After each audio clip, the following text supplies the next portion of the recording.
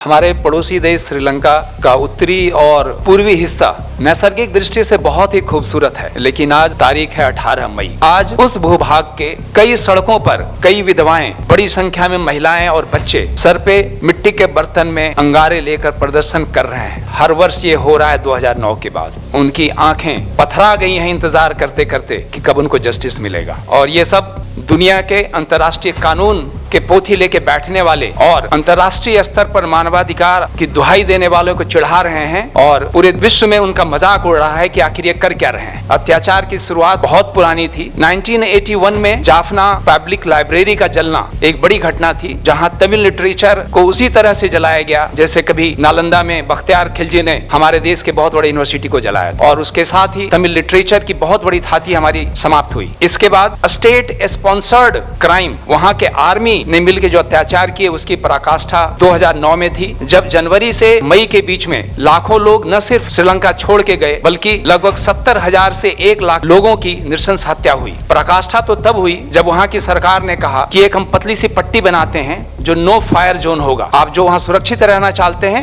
LTT और army के युद्ध के बीच से सुरक्षित रहना चाहते हैं, वहां पहुंचे, और वो no fire zone, no life zone बना। और वहां पे जो नृशंस हत्याएं हुई, बॉम्ब, शेलिंग, तो उनको ऐसे उड़ाया गया जैसा विश्व ने कभी नहीं देखा था। और इसके बाद United Nations human right commission की बात हो, जो समय समय पर 2015, 19 और 22 में अपने रिपोर्ट के आधार पे कुछ इन्वेस्टिगेशन की बात करते रहे। और श्रीलंका की तो पुरानी हिस्ट्री है, सारे पैक्ट्स का धत्ता बताना, वो नेहरू जी के समय के पैक्ट हो या शास्त्री भंडार नायके का पैक्ट हो या बाद का कोई भी पैक्ट हो, वो समझौता वो देश करके भूल जाना, उसकी अवहेलना करना, ब्लैटेंट डिनायल करना उनकी पुरानी आदत है। और जब कभी वो क्राइसिस में आते हैं तो वही देश भारत की तरफ सहयोग के लिए हाथ पसारता है। हमें ये भूलना नहीं चाहिए, पड़ोसी के प्रति हमारी जिम्मेदारी है। लेकिन वहाँ जो तमिल हिंदुओं के प्रति अत्याचार हुआ है, सिंगलाइजेशन का जो मुहिम वहाँ पे चल रहा है, जिसके तहत पंचेश्वरम जैसे एक के बाद एक मंदिर ढाए जा रहे हैं, इन ढाए मंदिरों को वहाँ आर्कियोलॉजिकल सर्वे डिपार्टमेंट वहाँ का जो है वो ग्रेजुअली उनको वो बुद्धिस्ट मोनास्ट्री और बुद्धिस्ट टेम्पल्स के लिए देता जा रहा है। बुद्धिस्ट टेम्पल्स वहाँ बन रहे हैं जहाँ सिंहलीज पॉपुलेशन का हार्डली कोई रहता हो।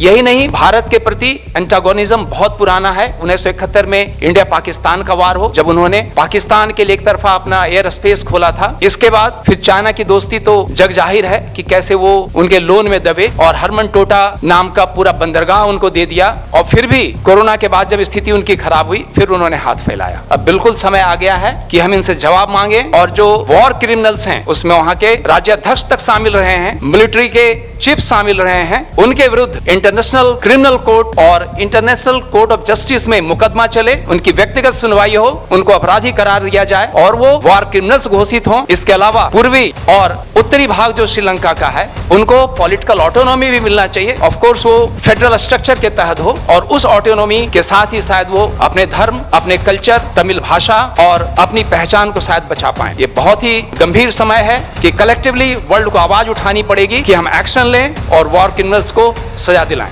Thank you very much.